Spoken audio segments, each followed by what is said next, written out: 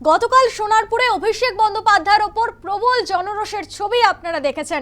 অভিষেকের কলার ধরে টানাটানি, অভিষেককে লক্ষ্য করে ডিম জুতো ঝাঁটা ছোড়া হয়েছে, দেওয়া হয়েছে চোর স্লোগান। শতপ্রণোদিত ইতিমধ্যে মামলা রুজু করেছে পুলিশ।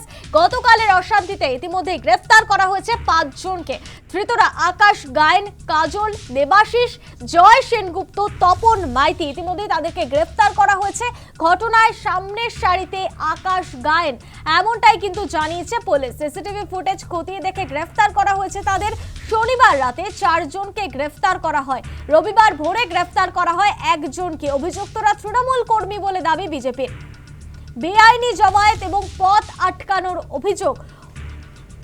প্রবল জনরোষের শিকার হয়েছেন গতকাল সোনারপুরে অভিষেক বন্দ্যোপাধ্যায়। আপনারা জানেন গতকাল সোনারপুরে এক আক্রান্তকে দেখতে যাচ্ছিলেন অভিষেক বন্দ্যোপাধ্যায়। সেই সময় তিনি নিজেই আক্রান্ত হয়ে যান। অভিষেক বন্দ্যোপাধ্যায়ের কলার ধরে টানাটানি, তাকে লক্ষ্য করে ছোড়া হয় ডিম জুতো ঝাঁটা, তাকে দেওয়া হয় চোর স্লোগান। ইতিমধ্যেই শতপ্রণোদিত মামলা রুজু করেছে পুলিশ। গতকালের অশান্তিতে ইতিমধ্যে গ্রেফতার করা হয়েছে 5 জনকে। বিজেপি রাজ্য সভাপতি শ্রমিক ভট্টাচার্য এই ঘটনায় কি বলছেন শোনাবো আপনাদের। গত 6 মাস ধরে আমি ধারাবাহিকভাবে বলে গেছি যে তৃণমূল কংগ্রেস চলে যাচ্ছে, তৃণমূল কংগ্রেস চলে যাবে, তৃণমূল কংগ্রেস চলে যাবেই। এবং তৃণমূল কংগ্রেস চলে যাওয়ার পরে তৃণমূলকে আক্রমণ করবে। আর সেই সময় আমাদের সতর্ক থাকতে হবে। রাজ্যপালের কাছেও আবেদন জানিয়েছিলাম আপনাদের মাধ্যমে, নির্বাচন কমিশনের কাছেও আবেদন জানিয়েছিলাম। যে পরিস্থিতি তৈরি হওয়ার আশঙ্কা ছিল মানুষের, যে তৃণমূল কংগ্রেসের বিধায়ক বেশ কয়েকজন, কিছু মন্ত্রী তারা লিঞ্চিংয়ের শিকার হবে, আমরা দায়িত্ব নিয়ে আজকে সেই অবস্থায় পৌঁছতে দিইনি। কিন্তু দীর্ঘদিনের অবদমিত ক্ষোভ এবং না পাওয়ার ব্যথা যদি তৃণমূলের একাংশকে তৃণমূলের বিরুদ্ধে আক্রমণ করতে উদ্যত হয়ে থাকে, তো সেখানে প্রশাসন কি করবে? রাজ্যের মন্ত্রী অগ্নিমিত্রা পাল তিনি কি বলছেন শোনাবো আপনাদের। গতকাল যে ঘটনাটা হয়েছে মিস্টার অভিষেক ব্যানার্জির সাথে, সেটা আমরা কোনোদিনই সমর্থন করি আর করব না। কিন্তু এই একই ঘটনা যখন কয়েক বছর আগে মাননীয় নাড্ডাজি, আমাদের সর্বভারতীয় সভাপতি, সেই সময় তার উপর যখন আক্রমণ হয়েছে, আমাদের বারবার বিভিন্ন নেতৃত্ব, আমাদের আজকের মুখ্যমন্ত্রী তখনকার বিরোধী দলনেতার ওপর হয়েছে, ডক্টর সুকান্ত মজুমদারের ওপর হয়েছে, মিস্টার দিলীপ ঘোষের ওপর হয়েছে, তখন কিন্তু এই একই কথা বলেছেন, জনরোষ। গতকাল যে ঘটনাটা ঘটল এটাও কিন্তু জনরোষ।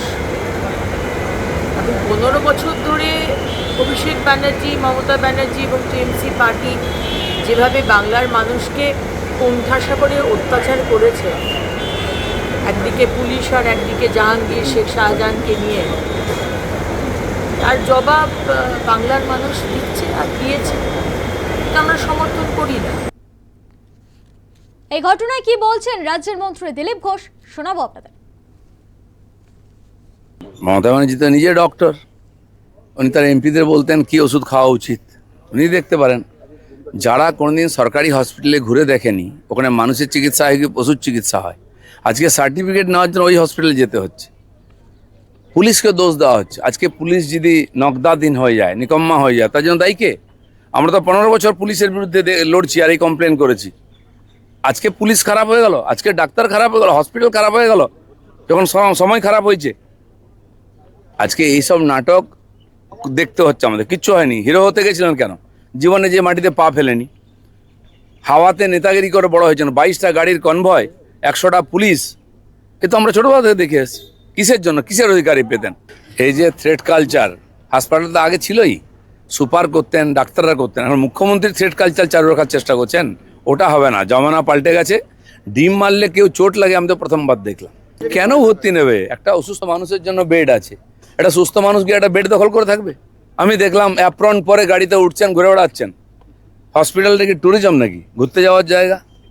ডাক্তারকে চমকে হসপিটাল নেবেন? এই থ্রেট কালচার ভুলে যান। মানুষ ঘুরে দাঁড়িয়েছে, রাস্তায় না বেরোনোই আপনাদের পক্ষে সবচেয়ে ভালো। বিজেপি সাংসদ সৌমিত্র খা তিনি কি বলছেন শোনাবো আপনাদের। দেখুন, মমতা বন্দ্যোপাধ্যায় একসময় রাজনীতি করেছেন এবং সেই অভিনয়টা অভিষেক বন্দ্যোপাধ্যায় সফলতা পাবেন না। অভিষেক বন্দ্যোপাধ্যায় চাইছে যে আমাকে নাটক করবার সুযোগ করে দাও, কিন্তু হসপিটাল কর্তৃপক্ষ বা ডাক্তার মশাইরা আমার মনে নেই নাটক করার সুযোগটা দেবেন। পুরোটা একটা নাটক চলছে অভিষেকের, হসপিটালে ভর্তি হলে কিচ্ছু হয়নি। আমি বলবো বাথরুমে গিয়ে গোবর জলে ভালো করে পরিষ্কার হয়ে যান, তারপর ভালো করে স্নান করে নিন। প্রাক্তন মুখ্যমন্ত্রী মমতা বন্দ্যোপাধ্যায় তিনি কি বলছেন শোনাবো। তো হসপিটালে ভর্তি নিচ্ছে না, এই তো হচ্ছে দুর্ভাগ্য। ইভেন ওখানে আনন্দবাজারেরও একজন রিপোর্টার মার খেয়েছে আমি শুনলাম। কালকে অভিষেককেও যদি এবিপি আনন্দের ওই ছেলেটা না বাঁচাতো তাহলে কিন্তু অভিষেক সঙ্গে সঙ্গে স্পট ডেথ হতো। আর মাথায় যদি হেলমেটটা না থাকতো এত বড় একটা পাথর ছুঁড়েছিল, এবং তারপরে হসপিটালে যাওয়ার পরে এত সিরিয়াস কেস। আজকেও সারাক্ষণ বেচারা ফেস করছে নানা রকম। আর ওর চোখে লেগেছে, ওর চোখে তো 8 বার অপারেশন করেছে অ্যাক্সিডেন্ট পরে। আপনারা জানেন অ্যাক্সিডেন্টটাও পরিকল্পিত ছিল বলে আমার এখন ধারণা। যাই হোক, পুলিশকে সঙ্গে তদন্ত করতে বলা হয়েছিল, করেনি। আমরা তো আর পুলিশকে দিয়ে এসব কাজগুলো, অন্যায় কাজগুলো কখনো করাইনি। পুলিশ দাঁড়িয়ে দাঁড়িয়ে দেখছে। আজকে মানুষের জীবনে কোনো নিরাপত্তা নেই। তোমরাও সাবধানে থেকো, আমি তোমাদেরও বলে গেলাম, কারণ সাংবাদিকদেরও পেটানো হচ্ছে। বিজেপি করেছে, একদম বিজেপি। ওর প্রোগ্রাম অ্যানাউন্স প্রোগ্রাম ছিল।